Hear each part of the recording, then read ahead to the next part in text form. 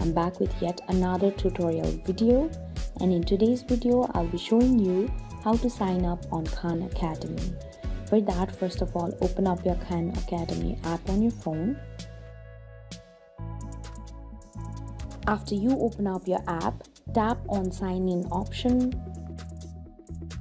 Here you can see that you can sign up with Google, Facebook, Apple or email. For now, I'm going to show you how to sign up with email. Enter your first name and your last name. Select your birthday. Enter your email address. And then set a password. Be sure that your password is at least 8 characters long and contains a mixture of letters, numbers and other characters. And when you are done, tap on create, which is on top right of your screen.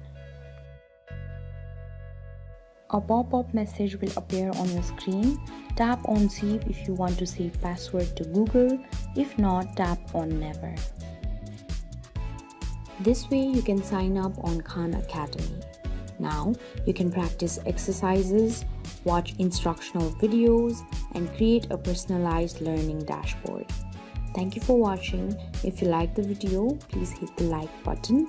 If you want to see more tutorial videos, hit the subscribe button, and if you have something to say, please leave a comment.